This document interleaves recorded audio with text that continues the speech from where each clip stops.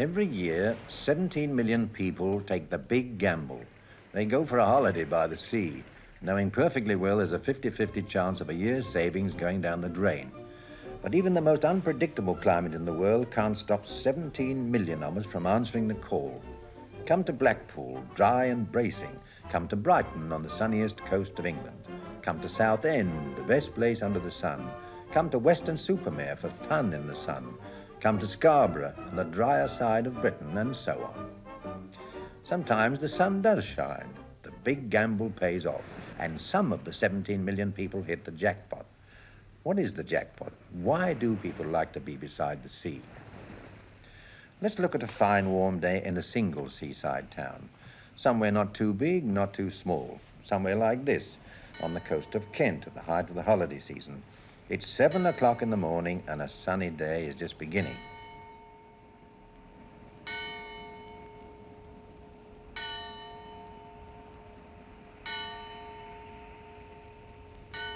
This place has been here for 150 years.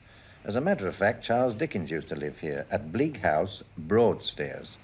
The town hasn't changed much since his day, when only the wealthy few could afford to go to the seaside.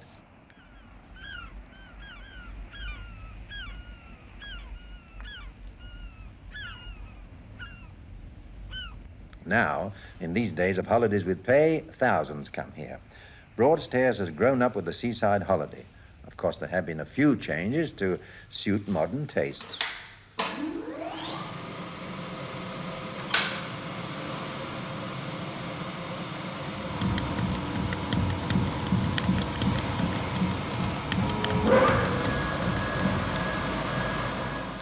Eight o'clock in the morning. 100 gallons of ice cream is being mixed and frozen, all to be eaten in threepennies and sixpennies before the day is out. But it isn't ice cream or candy floss or bubble gum or slot machines that bring people here. The two big attractions are just the same as they were when seaside holidays began: the sea and the sand.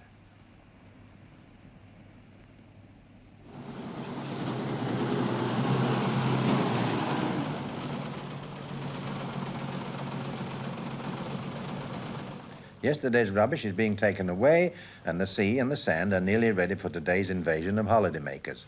But for the first arrivals, the day ahead is no holiday.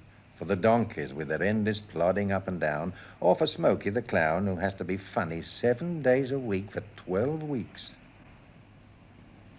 9 o'clock in the morning, and two very important people arrive: the man in charge of the sand and the man in charge of the sea. The sea is my responsibility, and that includes the safeguarding of human life. When this bay is covered at high water, then it's all mine. When the tide is out and the sands are dry, then Mr. Beak takes over. Yes, I'm in charge of the sands. In about an hour's time, there'll be over 10,000 people on those sands, and my door is open to all of them from 9 in the morning until 10 at night. At the beginning of the day, I often wonder who I'll meet out of all those thousands. But where are all these thousands, and who shall we meet? They're all here somewhere, having breakfast in the 185 boarding houses, guest houses, or private hotels. Here, perhaps, 1 minute from sea and main bay, the guidebook says. Or here, hot and cold water in all bedrooms, separate tables, few seconds from sea. Or here, all rooms have interior spring mattresses, majority have bedside lamps adjacent to sea. Or here, excellent Yorkshire cooking 1 minute from sea and bandstand. Or here, where we find Mr. and Mrs. Birchall from London. We're staying in a boarding house. It's costing us 7.5 guineas a week, half for the children. There's the wife and the 2 children. It's the first holiday we've had for 5 years. The children have been too young before to bring away on holiday. I think this year they're just about the right age. I've taken on a part-time job 2 evenings a week. I'm a waitress. And of course I make quite a bit of money to help towards these extras, these luxuries. We wait until the last few weeks and really have a purge. We sort of cut everything to the bone and save everything for the holiday. Not far away, spending their first seaside holiday, are Mr. and Mrs. Gowland from the north. The wife and I and the 3 children are staying here at a boarding house for a fortnight, and we're paying 5 guineas per week.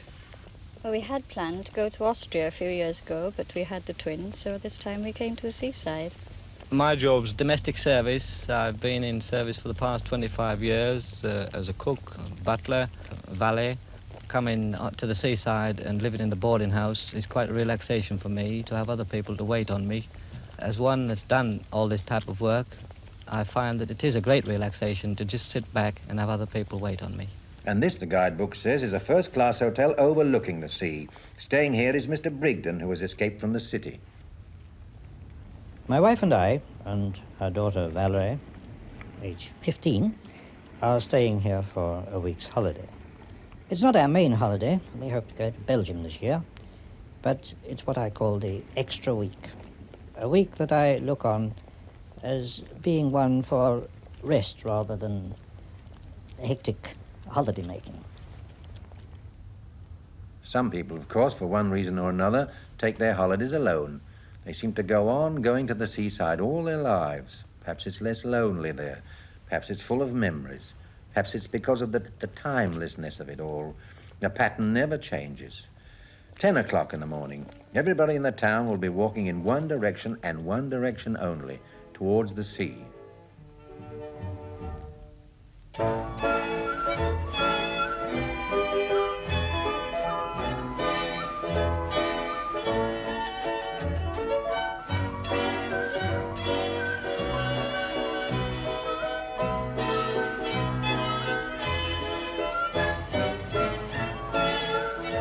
The sea seems to pull them all down like a magnet. It's easy to see what the kids get out of it, especially when there's a clown thrown in for laughs. Yeah. I put my funny red nose on now. Oops. Oh, nearly went in my mouth, didn't it? Ah, you're the little boy that pushed me in the water last week, didn't you? Yeah, and you will get another duck in this week. But the beach attracts young and old alike. The 10,000 people are all here.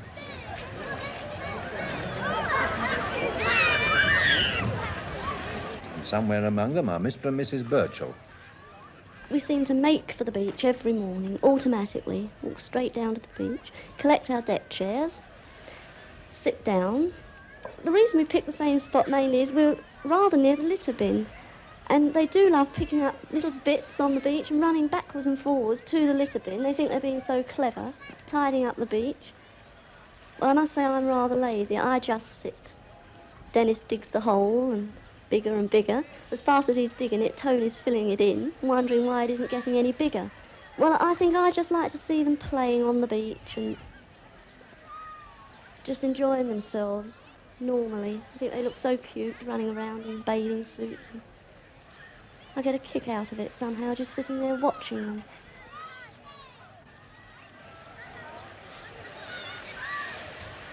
Simple way to spend a morning, isn't it? Yet thousands do exactly the same thing. Mr. and Mrs. Gowland, for instance. Well, every morning we wander down to the beach and sit there and the children play and have a paddle. My husband makes some sand castles. As a matter of fact, I think it's the most easiest way of relaxing in the world. I think it's marvellous to watch the children thoroughly and enjoying themselves, running down to the waterfront, running back again, knocking the sandcastles down that Daddy's worked hard to build. Really wonderful. If one really wants to relax, sit on the seafront and just listen to the sea roll in. And what are they all thinking about? All I ever do, it seems to be doing, is just keeping the children amused, running into the water. My main thoughts are really all the time of children, just to see that they're keeping happy and they're enjoying themselves, and I don't really think about anything else myself. This is probably the last holiday I shall have for a few years, as I'm leaving my present job, domestic service, and branching out on my own. I've bought a fish and chip shop business in the north.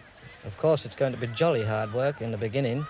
It's no easy matter starting from scratch, and that's what I'm starting from. But I think I'll come through in the end. I'm afraid I'm rather a nosy type. I like to look at people and wonder what they do for a living, if they're on holiday, where they come from, if they're enjoying themselves, and what type of people they really are when they're out of swimsuits. The Brigdens arrive a little later. The reason why we go to the seaside rather than perhaps the country is mainly due, I suppose, to an ingrained habit which grows with one from childhood. When we were children, we always went to the sea, and it becomes, as I say, a habit which continues as one grows older. I suppose it is comforting to go back year after year and find that nothing's changed. Even the clown puts on the same old Punch and Judy show, 7 days a week for 12 weeks of the year. Everybody says, "Good morning, Uncle Smokey." And they say to their mums and dads, "That's Uncle Smokey over there, Daddy. That's Uncle Smokey over there, Mummy." That really makes the day when everybody's friendly.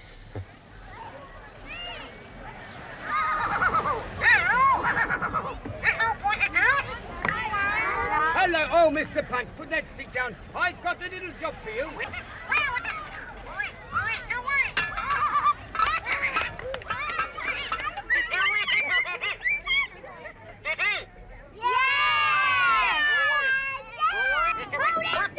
What? Hold him still with one hand. Hold him still? What did they do him? 11 o'clock in the morning.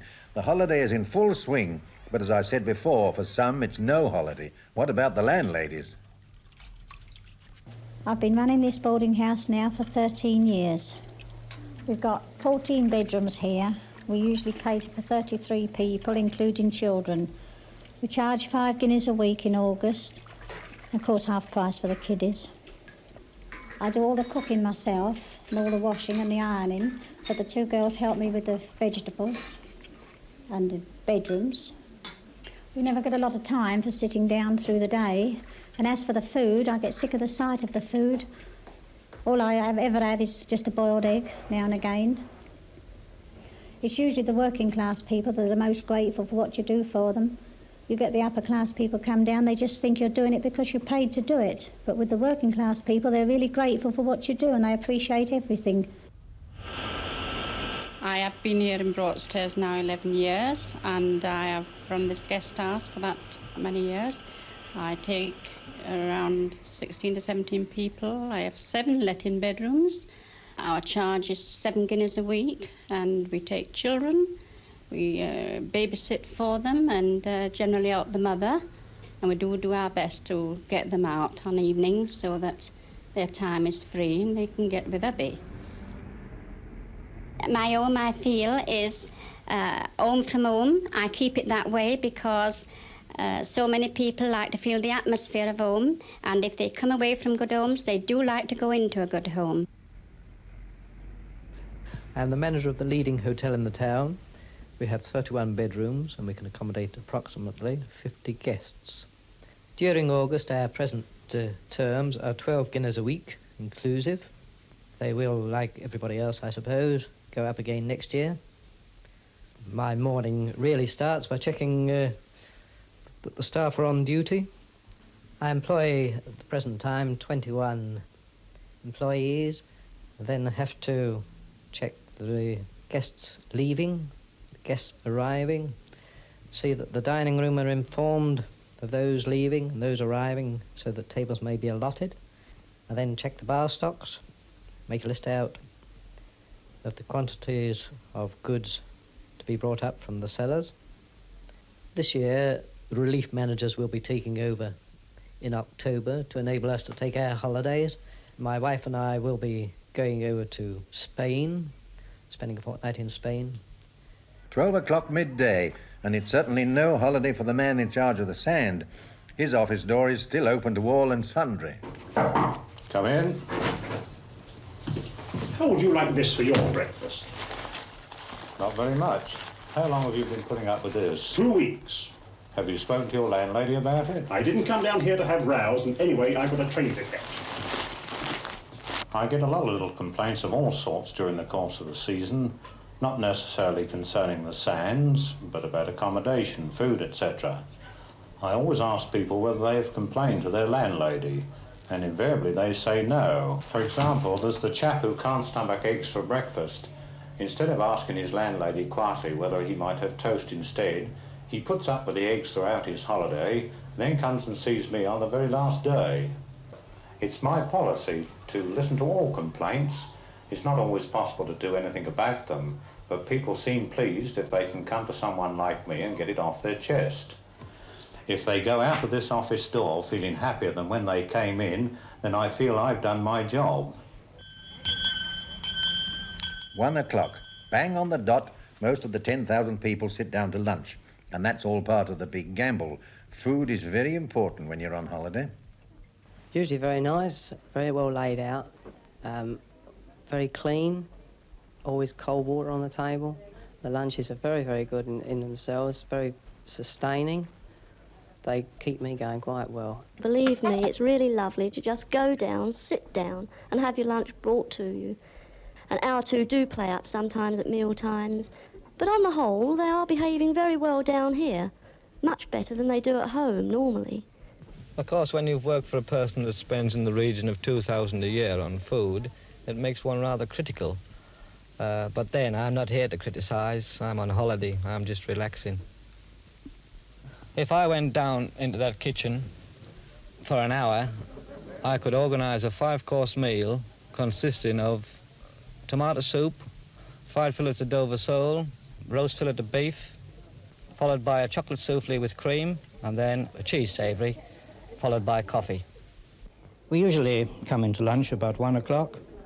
Appreciate the variety of the menu as much as the elasticity of the hour for lunch, which extend normally from about 12 till 2. The actual food, of course, I say this with all due respect to my wife, is more varied than one gets at home, and one has a choice, and one appreciates the fact that one can choose perhaps hot or cold meals according to the state of the weather or one's own inclination. Others take their lunch according to their inclinations. Fancy carrying this thing along the beach for 12 weeks. I'm going to get one with wheels on next year.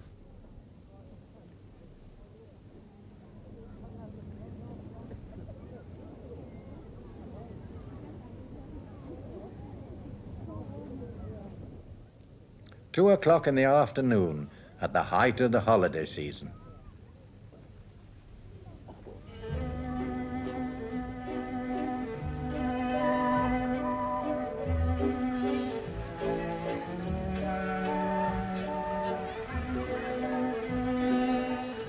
Three o'clock. Everybody's back on the beach. The sun is a little hotter now, and home seems a long, long way away. I'm getting a relaxation here. I'm not having to worry about the job. The routine is another thing I'm getting away from. The business of coming home in the evening, sitting down, not seeming to be doing much after that, then going up to bed, up the next morning, out to work again. Every day seems the same. Even weekends are beginning to look the same now. I don't seem to have the worries I've got at home. Shopping, that's another thing, drives me up the wall at home. We haven't got that here. I think that myself, that if I run a boarding house, personally, I could put on a better bill of fare and make the meals more enjoyable. If I didn't have children, I'd probably go to the seaside, but to a place with much more life. Dancing, fun fairs, entertainment. I love crowds, and in a small place you don't get too many crowds. Well, if I didn't have children, well, I think I'd go lots of places of interest that I've never been to. I'd go to the Broads, I'd go to Lake District, Scotland, Wales. I think I'd go anywhere, really, where I could have a bit of relaxation and entertainment in the evening. I like an occasional dance, and I like the drink. My real ambition is to go to a holiday in Spain and see a bullfight. That's what I really want to see before I finish. After lunch, we usually go down to the jetty. I like the jetty, I think, better than any other part of Broadstairs. It has such an old-world atmosphere about it. Indeed, I think it is the oldest part of Broadstairs. I like the smell of the tarred ropes and the seaweed, and the masts of the boats in the harbour swaying gently from side to side. It gives it such a nautical aspect. Dorothy, that's my wife, and I usually sit in deck chairs. I read. I always take a naval book or some sort of a story of the sea.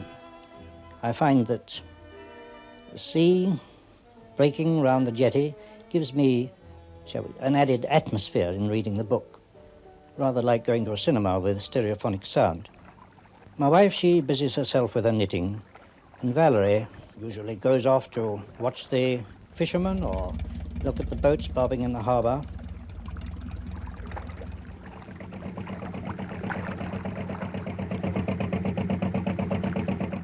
Not everybody is content to sit by the sea or on the sea. Some people actually go in it, and that's where the man in charge of the sea takes over. The duties of a harbour master in a seaside resort is vastly different to that of a commercial harbour. One of my duties is the interests of the public whilst bathing. We employ safety boatmen. There's one out there now, for instance. His job is a very tedious one. Holidaymakers often say to me they envy him, but I wouldn't have his job for all the tea in China. He's got to sit out there, rolling, rocking around, putting up with the shouts and the screams of the holidaymakers enjoying themselves, keeping a weather eye on all the bathers that decide they're going to swim the channel, and they decide they're going to swim out beyond this old pier. They go out there, the safety boatman goes after them and usually warns them. He doesn't always get a kind remark back. Sometimes he's told to go to hell. Another time he's told, don't you worry about me, old chap, I'm insured. But we've yet to see insurance cars holding anybody up once they get into trouble. Well, I suppose people at the seaside tend to take life a bit light-heartedly, but behind the scenes there are some who take it rather more seriously. Now, gentlemen, we come to minute number 242. This concerns the renewal of the privilege of operating the Peter Pan Railway on the sands. Call upon Councillor Valsler. Madam Chairman, I consider we should not allow the Peter Pan Railway to continue. We have seen the town go down and down with each new commercial innovation. Madam Chairman, as a lifelong resident of this town, I maintain Broadstairs does not want this kind of entertainment. We definitely can do without this exploitation, and I consider this is only the thin end of the wedge. And if we allow this thing to continue, we should presently have a fun fair, possibly coconut shies, and all the various things which go with this type of entertainment. Madam Chairman, I'm appalled by the previous speakers who seem to me at least 3 or 4 decades out of date. The Peter Pan Railway has transformed a useless and untidy corner into a place of pleasure and happiness. Madam Chairman, I feel sure that Queen Victoria and Charles Dickens would not receive too great a shock if they came to Broadstairs again, and I'm certain they would approve the Peter Pan Railway. All those in favour? 7. Those against? 5. The motion is carried, and the Peter Pan Railway will continue to operate on our sands. And the children continued to enjoy it all. There is always one child that follows me about the beach and never leaves my side. Normally, I suppose one people would get fed up with the kiddie, saying Uncle Smokey, the same child all the time, but I don't know, they're all the same, they're very nice. If we didn't have him following us, well, there wouldn't be no clowns, would there? 4 o'clock, I need hardly say, is tea time, and for Mr. Gowland, something of a butler's holiday. I think that through lack of experience, they don't just put the various things in, the condiments into the food to make it exciting as one normally does. And one is naturally coming away from one's own kitchen and feels that if the food is up to scratch, then the holiday is perfect.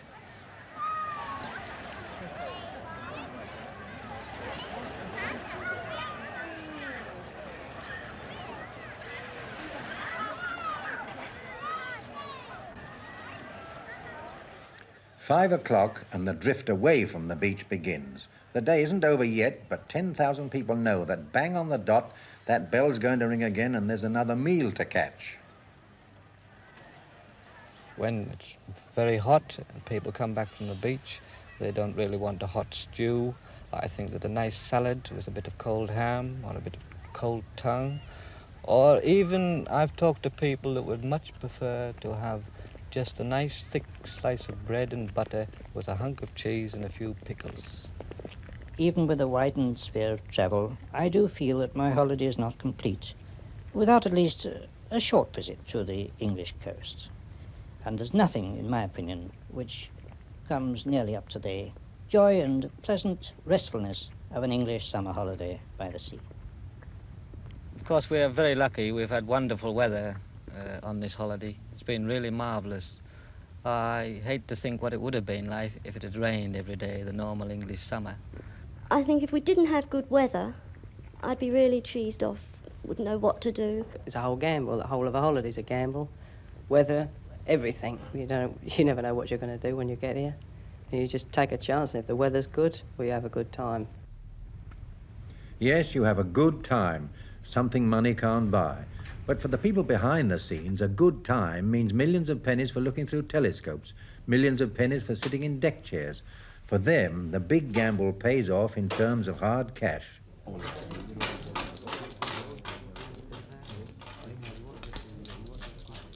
But for most of us, a day by the sea is not a profit or a loss.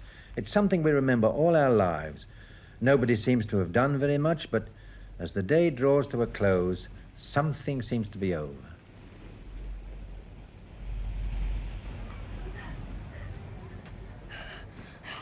Hello, Uncle Smokey. I've come to say goodbye. You've come to say goodbye? Yeah.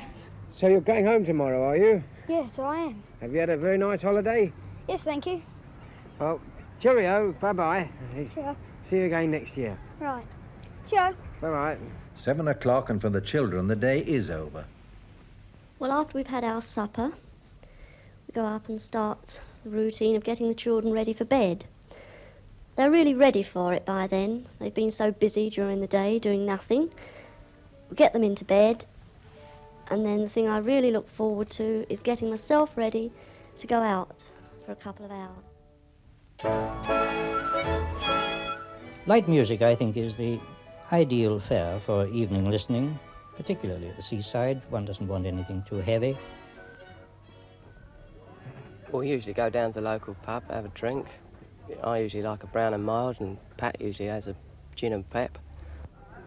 The cabbage is soggy, potatoes are parboiled instead of being fully boiled, and they just sit there and play with it, and really they're ravenous. Whether they're grumbling about the food or dreaming of going to Spain, whether they're escaping from city life or just remembering, people seem to go on going to the seaside all their lives. 8 o'clock in the evening. A fine, warm day is ending. Hello, Arthur. Hello, had a good day?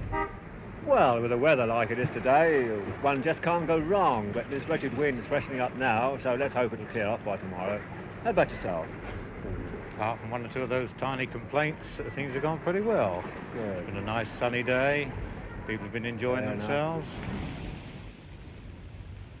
And now they've all gone home. 10,000 people, 6 donkeys, a toy railway, and 1 clown. Oh, when I finish my day's work, I look forward to tomorrow's day's work. One day's exactly the same as another, and well, I'm always glad when the next day does come. To hear the children all happy again, laughing. Yes, and there'll be 10,000 people back on that beach tomorrow, if it doesn't rain. Why do people like to be beside the sea? I don't know. But one thing I do know. 17 million of us will all take the big gamble again next year.